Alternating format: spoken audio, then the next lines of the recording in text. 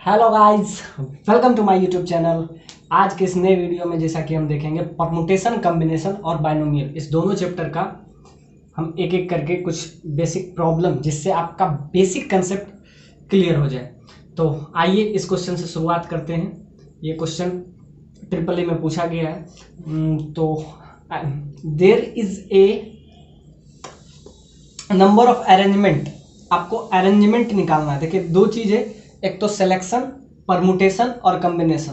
अब ध्यान से देखिए, जब अरेंजमेंट की बात हो तो आप समझिएगा परमुटेशन, और जब सिर्फ सिलेक्शन की बात हो तो सिंपल सा बात है कॉम्बिनेशन। तो ध्यान से देखिए, आपसे क्या पूछा है, टोटल नंबर ऑफ अरेंजमेंट, मतलब परमुटेशन पूछ रहा है। टोटल नंबर ऑफ अरेंजमेंट पूछ रहा है, तो यहां से आपको क्लियर होगा कि आपको ये पूछ रहा है that can be formed from the letter A B C D E F, इसके थ्रू हमको करना है। और दूसरा, टेकन 3 एट ए टाइम, मतलब कम से कम 3 को एक साथ लेना है, टेकन 3 एट ए टाइम। अब विदाउट रिपीटेशन, ये सब वर्ड पे फोकस कीजिए क्योंकि इसी से आपका इक्वेशन फ्रेम हुआ है। पहले आपको अरेंजमेंट निकालना है जो कि यहां दिया हुआ है, और किससे निकालना है, इससे निकालना है, और 3 एट ए टाइम। और एक चीज और बोला है आपसे, लास्ट कंडीशन है each arrangement containing at least one vowel, कम से कम 1 वोवेल तो होना ही चाहिए। मतलब कि इस 5 में आपको 3 का सिलेक्शन करना है। अब ध्यान से देखिए, और लास्ट में उसको सजाना भी है, तो पहले सिलेक्शन कर लेते हैं, लास्ट में उसको समझ, क्योंकि आपसे क्या पूछा है, अरेंजमेंट। तो इस बात पे आप जरूर फोकस कीजिए कि अरेंजमेंट पूछ रहा है या सिर्फ सिलेक्शन पूछ रहा है। सिर्फ सिलेक्शन पूछेगा तो क्या हो जाएगा, कॉम्बिनेशन। तो इसके कुछ बेसिक सा क्वेश्चन हम देखते हैं एक एक करके। तो क्या है, अरेंजमेंट हमको चाहिए किसमें, ए बी सी डी ई और एफ। अब इससे हमको सेलेक्ट करना है, तो ये टोटल कितना हुआ, 3 + 3 दैट इज 5। अब इसमें वोबेल कितना है, ए और ई, बस यही 2 वोबेल है, ये आपका वोबेल हो गया। और ये कम से कम रहना ही चाहिए, क्या कह रहा है, एटलीस्ट 1 वोबेल, एटलीस्ट 1 वोबेल, मतलब कि 3 में कम से कम 1 वोबेल तो होना ही चाहिए। तो जब इस टाइप का क्वेश्चन आपसे पूछे कि एटलीस्ट, तो हम पहले भी कुछ क्वेश्चन बता चुके हैं, वो हम बताए थे आपको प्रोबेबिलिटी में। लेकिन इसमें आप ये समझिए कि जब भी एटलीस्ट का केस हो तो आप क्या लीजिए, टोटल केस में वो वाला केस बस हटा दीजिए, तो आपका आ जाएगा। तो टोटल कितना है, टोटल आपको सिंपल सा बात है 6 है, 3 + 3 6C3, ये क्या हुआ, टोटल केस, इसमें आ जाता है टोटल केस। इसमें आपको क्या कह रहा है कि एटलीस्ट 1 वोवेल होना चाहिए। तो हम क्या करते हैं, हम हमेशा इस टाइप का क्वेश्चन में क्या चलते हैं, मतलब बेसिक सा उल्टा से चलते हैं। मतलब जो हमको चाहिए वो हमने निकालते हैं। हम टोटल में अगर आपसे पूछे कि पी हमको चाहिए, तो हम क्या करते हैं, टोटल हम पहले निकाल लेते हैं, और टोटल में अगर हम पी घटा देते हैं तो क्या बच जाएगा, वो क्यू ही बचेगा। यानी अगर आपको क्यू चाहिए तो क्या कीजिए, मतलब आपको क्या चाहिए, एटलीस्ट 1 वोबेल चाहिए, तो हम क्या करेंगे, उल्टा चलेंगे कि एक भी वोबेल ना हो, हम ऐसा सोचेंगे।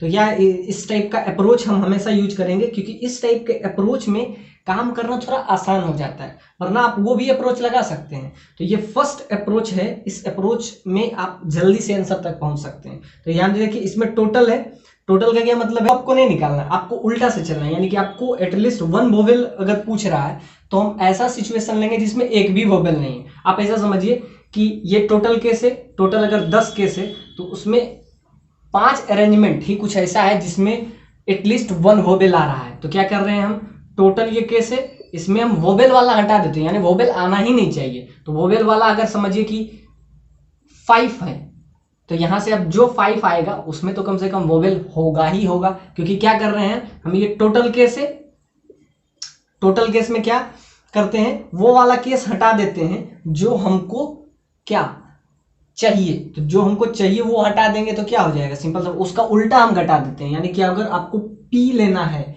तो क्या आपको क्यू लेना है, तो जब उसका क्या हम अपोजिट सोचते हैं हर बार। तो ये जो है अप्रोच बहुत आसान हो जाता है इस क्वेश्चन को बनाने के लिए। अब ध्यान से देखिए, टोटल नंबर ऑफ केस क्या हो जाएगा, 6 से 3 सिंपल सा बात है। और उसमें हम क्या करेंगे, ये वोबेल को यानी ए ई इसको नहीं लेंगे, यानी नोट इंक्लूडेड, यानी कि नोट इंक्लूडेड,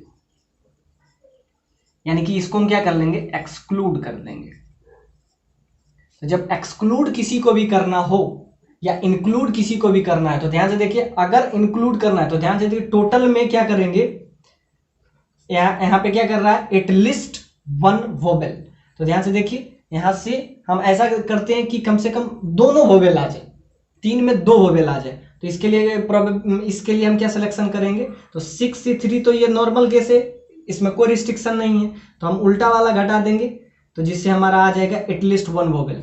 तो ध्यान से देखिए, इसमें क्या करेंगे 6 सी, और ध्यान से देखिए ये 2 वोबेल को नहीं आना चाहिए, आना ही नहीं चाहिए, तो ऊपर भी घटा देंगे, तो 6 - 2 और यहाँ पे 3 - 2 हो जाएगा, तो क्या बच जाएगा 4 ऊपर 4C1, ये बच जाएगा। तो इसमें क्या होगा, इसमें अगर आप ऊपर से भी घटा रहे हैं और नीचे से भी घटा रहे हैं तो वो क्या हो जाता है, इंक्लूड वाला पोजीशन आ जाएगा, यानी कि दोनों आना चाहिए। तो क्या है, और अगर आपको एक्सक्लूड करना है तो ऊपर घटाइए, बस नीचे मत घटाइए। तो नीचे जब नहीं घटाएंगे तो 4C3 हो जाएगा, हालांकि यहां से 4C3 आ गया, तो यानी टोटल नंबर ऑफ केस कितना हुआ, इसमें कोई रिस्ट्रिक्शन नहीं है, और 4C3 ले लिए, तो ये क्या हो गया आपका, सिंपल सा बात है, ये टोटल हो गया जिसमें कोई रिस्ट्रिक्शन नहीं है। और ये वाला केस है क्या, एक्सक्लूड। तो जब भी किसी को एक्सक्लूड करना है तो सिर्फ ऊपर से ही घटाइए, और अगर इंक्लूड करना है, अब देखिए 2 टाइप का अप्रोच इसमें काम करता है। अगर आपको इंक्लूड करना है तो क्या कीजिएगा, ऊपर से भी घटा दीजिए, नीचे से भी घटा दीजिए, तो क्या हो जाएगा वो, अगर इसको एक्सक्लूड करना है यानी कि इसको आना ही नहीं चाहिए, तो क्या करेंगे 6 - 2 ऊपर भी, और नीचे क्या कर लेंगे 3 - 2, यानी कि ऊपर और नीचे दोनों से अगर हम क्या कर लेते, घटा देते, तो ये इंक्लूड वाला केस हो जाता है, मतलब वो दोनों तो आएगा ही आएगा। तो ध्यान से देखिए, तो ये इंक्लूड वाला केस है, और यही एक्सक्लूड वाला केस बनाना है तो सिर्फ ऊपर से घटा दीजिए 6 - 2 और नीचे बस रहने दीजिए, तो नीचे सिर्फ 3, यानी कि ध्यान से देखिए ये जो केस है ये आपके लिए कंसेप्ट का काम करता है कि अगर इंक्लूड करना है तो ये कंसेप्ट लगाना है, और अगर एक्सक्लूड करना है तो ये कंसेप्ट लगाना है। आपको क्या करना था, आपको उसका एक्सक्लूड करना था, तो ये 4C3 है, यानी ऊपर से घटा दिए बाकी बचा। तो ध्यान देखिए ये टोटल नंबर ऑफ केस है, इसमें क्या है, एक भी वोवेल नहीं है, यानी कि एक्सक्लूड का मतलब क्या है, मतलब कि ऐसा केस है जिसमें एक भी वोवेल ना है। तो टोटल में केस में वोवेल वाला अगर हम एक भी केस हटा देते हैं तो कम से कम एक वोवेल तो बाकी सब में आएगा ही। और लास्ट में क्या कर लेंगे, क्योंकि आपसे पूछा है अरेंजमेंट, तो 3 का सिलेक्शन किए हैं, तो 3 को सजाने का तरीका आपको पता है कि फैक्टोरियल 3, तो लास्ट में आप मल्टीप्लाई कर दीजिएगा फैक्टोरियल 3 से। मेन बस यही कंसेप्ट है कि इंक्लूड और एक्सक्लूड। तो हम क्या किए, टोटल केस ले लिए, ये टोटल केस है, इसमें हम वोवेल को हटा दिए, मतलब उसको क्या किए, एक्सक्लूड कर लिए। तो एक्सक्लूड के लिए सिर्फ ऊपर से हटाना है, और इंक्लूड के लिए ऊपर से भी और नीचे से भी हटाना है। तो ध्यान से देखिए इसका वैल्यू आपका आ जाएगा फैक्टोरियल 3 का 6, इसका वैल्यू आपका आ जाएगा 6 × 5 × 4 डिवाइडेड बाय 3 × 2, ये 4C3 मतलब 4C1 दैट इज 4, तो यहां से आपका आ जाएगा तो 6 × 20, ये आपका हो जाएगा सिंपली 6 कैंसिल हो जाएगा, 20 - 4 दैट इज 16, 96। तो ये आप याद रखिएगा, इंक्लूड, एक्सक्लूड और सबसे इंपॉर्टेंट अप्रोच, जब एटलीस्ट वाला रहे तो क्या चलते हैं हम, हमेशा उसका उल्टा अप्रोच चलते हैं। तो ये आपका हो गया आंसर, और ये आपके लिए बहुत इंपॉर्टेंट है। इसमें क्या क्या सीखे हम कि अप्रोच कैसे लगाना है, तो अप्रोच हमेशा उसका क्या करना है, कन्वर्स से शुरू करते हैं। कन्वर्स से क्या है, एटलीस्ट है मतलब एक वोवेल होना चाहिए, तो हम ऐसा सोचेंगे कि एक भी वोवेल नहीं होना चाहिए, मतलब कौन सा पोजीशन लगाते हैं, एक्सक्लूड वाला। तो एक्सक्लूड किए, total number of case, total number of case क्या होता है 6C3, 6 में से 3 का सिलेक्शन 6C3, इसमें क्या हम ये टोटल केस है, इसमें हम क्या किए, वोवेल एक भी ना रहे, इसमें कह रहा है कम से कम एक वोवेल है, हम उल्टा से चलेंगे, वोवेल एक भी ना रहे, तो वोवेल एक भी ना रहे तो क्या करेंगे 6 - 2 C3, तो ये आपका आ गया अरेंजमेंट। क्या किए, इसको कहते हैं एक्सक्लूड। ये एक्सक्लूड वाला सिचुएशन है, वोवेल को हटा देते हैं ऊपर से ही, मतलब कि इसको सिंपल सा बात है, उसको सेट से ही हटा देते हैं। ऊपर से हटाने का क्या मतलब है, उसको सेट से ही, आप दोनों जगह से अगर घटाते हैं तो वो इंक्लूड हो जाता है। तो यहाँ से आ गया, और लास्ट में फैक्टोरियल 3 उसका सजाने का तरीका। तो ये क्वेश्चन से आपको कंसेप्ट क्लियर होगा कि एटलिस्ट वाले को किस टाइप से डील करते हैं, इंक्लूड के लिए क्या यूज करते हैं। पूछा गया है 2015 में। आइए इस क्वेश्चन को देखते हैं। The number of the points both the coordinate as integer, यानी इंटीजर होना चाहिए, कोई भी इंटीग्रल वैल्यू होना चाहिए। क्वेश्चन बहुत मस्त है। बोथ पॉइंट्स आर इंटीजर, मतलब इंटीजर होना चाहिए, और कोऑर्डिनेट, और जो कि लाई करना चाहिए, आप ऐसा समझिए कुछ ऐसा 0,0 दैट इज सेंटर, वर्टेक्स ये आपका हो जाएगा ओरिजिन, और एक यहाँ पे हो जाएगा 0,41, और ये आपका है 41,0। ये कुछ इस टाइप से ट्रायंगल बन रहा है। आपसे पूछा है कि वो सारे पॉइंट बताइए जो इसके इंटीरियर पॉइंट में पड़ता है, lies interior of the triangle, मतलब इस ट्रायंगल के अंदर वाले पॉइंट में, मतलब ये जो पॉइंट है 0,41 और ये जो है 41,0, इसके अंदर वाले पॉइंट में, मतलब ये वाला पार्ट सारा, इसके अंदर कितने ऐसे इंटीग्रल पॉइंट, इंटीग्रल कोऑर्डिनेट है जो कि इस ट्रायंगल के इंटीरियर वाले पॉइंट में, यानी the number of points both coordinate as integer that lies interior, मतलब इससे बाहर नहीं जाना चाहिए, और ये आपका कोऑर्डिनेट है। तो ध्यान से देखिए, ये क्वेश्चन आपको बहुत बढ़िया क्वेश्चन है जो कि आपका परम्यूटेशन कॉम्बिनेशन से है। तो ध्यान से देखिए, इसको हम कैसे लिख सकते हैं। तो x, यहां पे एक जनरल पॉइंट लेते हैं, एक जनरल पॉइंट, तो x प्लस वाई का जो वैल्यू होना चाहिए वो लेस देन 41 होना चाहिए, यानी 41 से बड़ा नहीं, क्योंकि वो क्या पूछ रहा है उसके इंटीरियर वाले पॉइंट में। मतलब एक वैल्यू हम यहाँ पे एज्यूम करते हैं, जनरल पॉइंट x और y दो कोऑर्डिनेट हैं, तो दोनों का सम जो होना चाहिए 41 से क्या होना चाहिए, छोटा ही होना चाहिए, और मैक्सिमम इसके इंटीरियर पॉइंट पूछा है, यानी इससे छोटा ही होना चाहिए। अब ध्यान से देखिए, इसको ऐसे लिख सकते हैं x प्लस वाई, और एक नया वेरिएबल हम देते हैं, समझ जाइए कि z, ऐसा ऐड करते हैं जिसके वजह से ये हो जाए कि दैट इज इक्वल टू 41, मतलब एक ऐसा वेरिएबल हम देते हैं जिसके वजह से ये 41 के बराबर हो जाए। तो ध्यान से देखिए, मैक्सिमम ये आपका हो जाएगा ए पॉइंट, ये जो मैक्सिमम पॉइंट है, इसका जनरल पॉइंट क्या है, जनरल पॉइंट हम लिए एक्स वाई, और x प्लस वाई का सम जो होना चाहिए 41 से छोटा ही होना चाहिए। अब ध्यान से देखिए, ये इनइक्वलिटी है। अब यहाँ पे इक्वलिटी अगर होल्ड कराना है तो कोई ना कोई नया एक वेरिएबल हमको ढूंढना पड़ेगा। तो x प्लस वाई और नया वेरिएबल हम एक ले लेते हैं z, जो कि ये इनइक्वलिटी को इक्वलिटी में चेंज करेगा, और ये 41 हो जाएगा।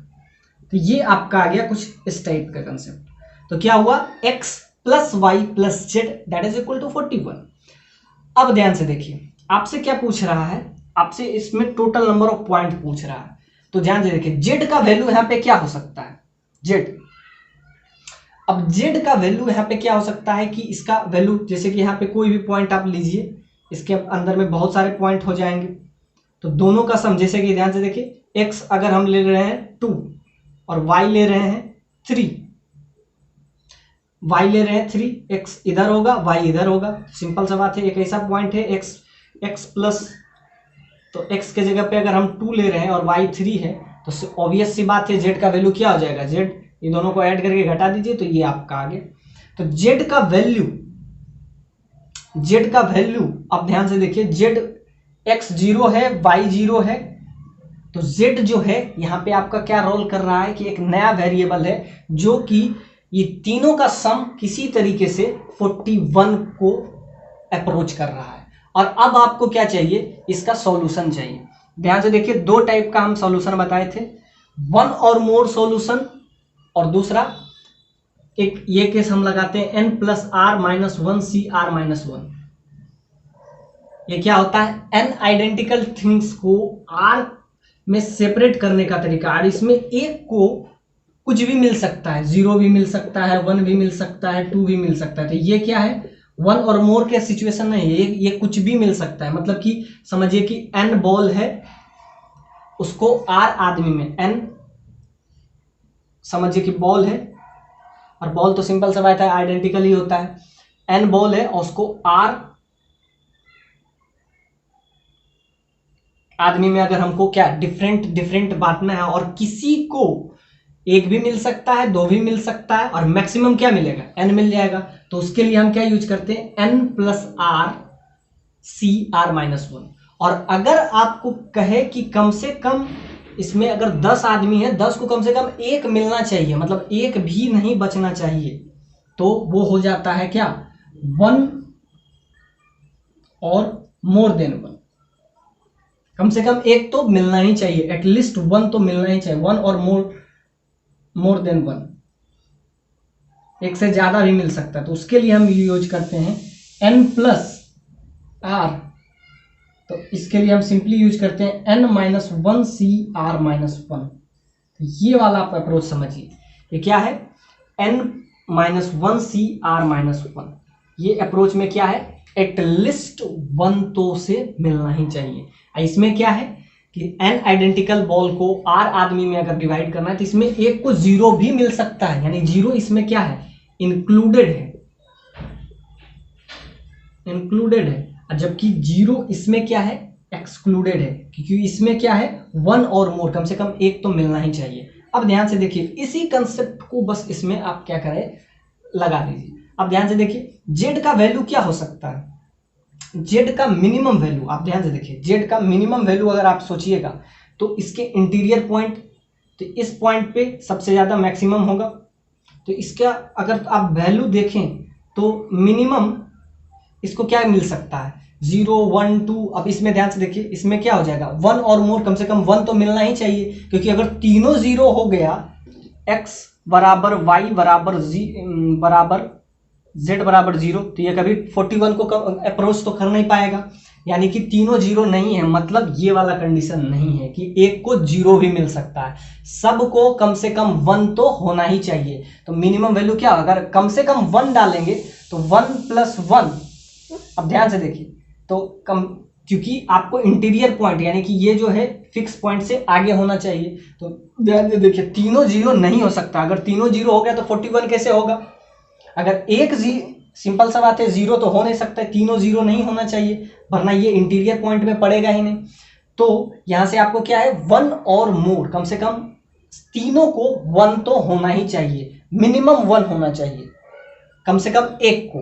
बाकी सारा एडजस्ट करके लास्ट में तभी उसका ऐड क्या 41 आएगा, क्योंकि तीनों अगर 0 होगा तो कभी 41 नहीं आ सकता है। तो ध्यान से देखिए, तो ये आपका सिचुएशन क्या आ गया, 1 और मोर का सिचुएशन आ गया। तो 1 और मोर का सिचुएशन में हम क्या यूज करते हैं, तो ध्यान से देखिए, 41 माइनस, सिंपल सा बात है, ये आपका 41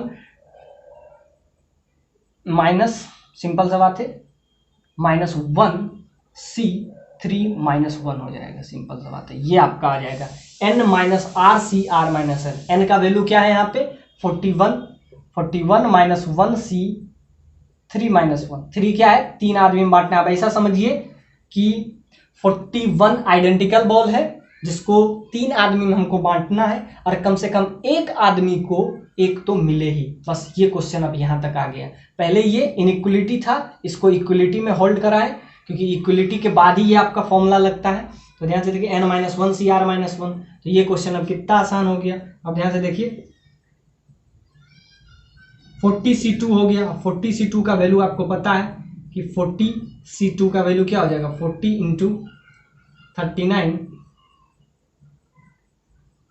2 इंटू 1, यहाँ से आपका 20 आ जाएगा, और ये कैंसिल होके आ जाएगा आपका 78, यानी 780 आ जाएगा। सो इंपॉर्टेंट क्या है, इंपॉर्टेंट सिर्फ कंसेप्ट है। बस आप ये याद रखिएगा कि 1 और मोर के लिए n-1 CR-1, और कुछ भी मिले तो उसके लिए सिंपल सा बात है, n बॉल को सिर्फ पूछ दे कि कोई रिस्ट्रिक्शन नहीं है तो आपके लिए ये हो जाएगा। अब देखिए तीनों 0 हो जाएगा तो ये कभी 41 नहीं पूछेगा, पहुंच पाएगा। कम से कम 1 होना चाहिए, 1 से ज्यादा भी होगा लेकिन 1 तो होना ही चाहिए सबको, क्योंकि 1 अगर नहीं हुआ तो ये पोजीशन इस पॉइंट पे आएगा। और हमको इंटीरियर ट्रिपल में क्वेश्चन पूछा है, number of ways that distribution, number of ways that distribution 8 identical, समझिए इसके अंदर 8 आइडेंटिकल बॉल है और इसको इन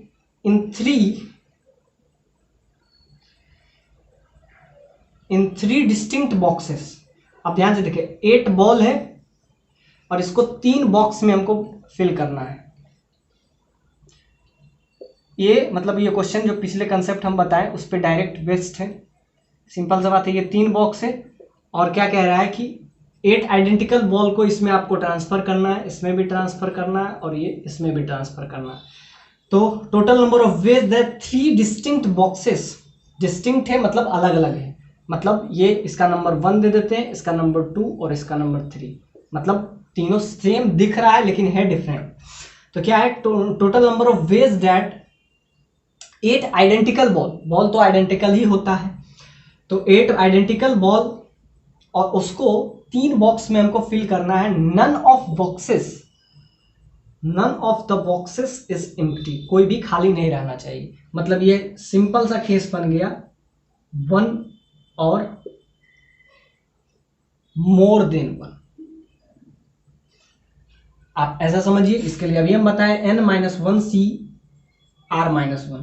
तो ध्यान दीजिएगा, अगर कंसेप्चुअली आप बिल्डअप है तो इस क्वेश्चन को आप ऐसे डायरेक्ट बना दीजिएगा।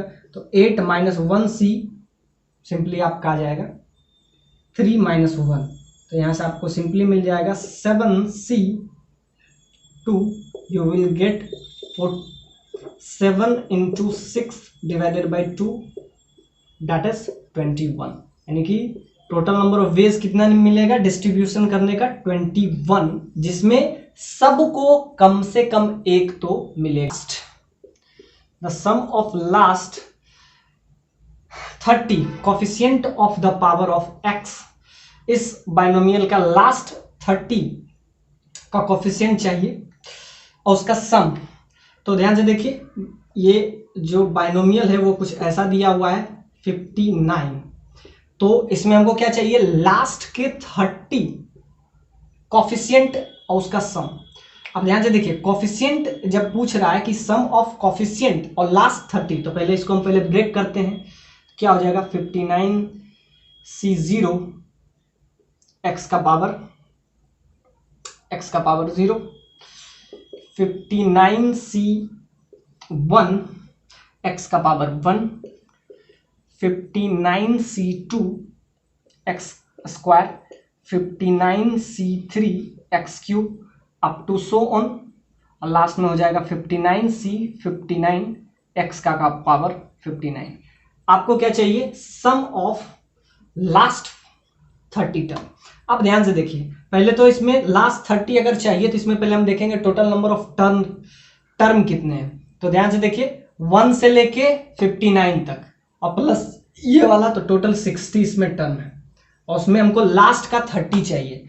अब आपको पता है कि लास्ट का अगर आपको 30 चाहिए तो जैसा कि पॉलिनोमियल कुछ ऐसा होता है, बाइनोमियल कुछ इस टाइप से बढ़ता है बढ़ता है बढ़ता है, एक पॉइंट पे आके फिर इसका वैल्यू धीरे धीरे धीरे धीरे धीरे धीरे फिर घटना शुरू होता है और लास्ट में ये आता है। इसका पोजीशन कुछ ऐसा आता है कि पहले जैसे 0 है तो फिर पहले बढ़ेगा बढ़ेगा बढ़ेगा बढ़ेगा, एक पॉइंट पे जाके फिर ये घटना शुरू हो जाता है और कुछ ऐसा होता है। वैसे ऐसे समझिए कि ये सीढ़ी है इस टाइप से और ऊपर से फिर घटना शुरू होता है। तो टोटल कितना टर्म है इसमें 60। ये आपको इजली वे में दिख गया कि 1 से शुरू होकर 59 तक 59 टर्म और एक 0 वाला, तो कितना हुआ टोटल टर्म 60। अब उसमें आपको लास्ट का 30 चाहिए, यानी कि लास्ट का 30 चाहिए, मतलब शुरुआत का नहीं, तो लास्ट का 30 का मतलब है कि 59 C29 इधर का 30, तो ध्यान रखिए 59 C29, तो x का पावर क्या हो जाएगा 29, 59 C30 x का पावर 30 और अप टू सो ऑन आपको क्या चाहिए 59 C 59 x का पावर 59। तो ये ध्यान से देखिए, शुरू का ये 30 टर्म इधर है, ये ध्यान से देखिए, ये लास्ट है, लास्ट का 30 टर्म, लास्ट 30 टर्म और शुरुआत के पहले वाला क्या होगा, तो ध्यान से देखिए इसमें क्या है, पहले बढ़ता है और एक पॉइंट पे आके कांस्टेंट होता है और उसी को हम क्या बोलते हैं, मिडिल टर्म। मिडिल टर्म जो होता है जिसको हाई, तो वो जो होता है मैक्सिमम। अब इसका मिडिल टर्म आपको निकालना है तो 59 है प्लस 1 कर दीजिए बाई 2, तो यहाँ पे 30, यानी कि इसका अगर मिडिल टर्म अगर आपको निकालना हो, यानी कि ये मैक्सिमम जो वैल्यू कोफिशिएंट इसका मैक्सिमम जो होगा वो आपका आ जाएगा 59C 30 x का पावर 30। इसके बाद इसका वैल्यू क्या होता है, घटना शुरू होता है। तो ध्यान से देखिए, शुरुआत के 30 टर्म, तो क्या हो जाएगा, शुरुआत का 30 टर्म 59C 0 x का पावर 0, 59C 1 x का पावर 1, 59C 2 x का square up to so on 59C 29 तक। ध्यान से देखिए, ये 1 से लेके शुरू हो रहा है, तो 1 से लेके अगर ये 29 तक जाएगा तो ध्यान से 29 प्लस 1 30 टर्म, तो ये जाएगा लास्ट में 29। तो ये यहां से शुरू क्या होगा, ये 30 वाला, यानी ये वाला कैंसिल। तो आपको क्या चाहिए, लास्ट का 30, तो यहां से 30 से लास्ट में आपको 59 तक जाना है। तो ध्यान से देखिए, इसमें 29 वाला आ जाएगा क्योंकि लास्ट टोटल कितना टर्म है आपको 60, तो लास्ट के, तो दोनों ध्यान से देखिए पेयर बन जाएगा। सिंपल सा बात है, x का वैल्यू आप यहाँ पे क्या रख देंगे, x का वैल्यू पुट x का वैल्यू 1, और जब x का वैल्यू आप 1 रखिएगा तो आपका सिंपल बेस्ड प्रॉब्लम ही बन गया।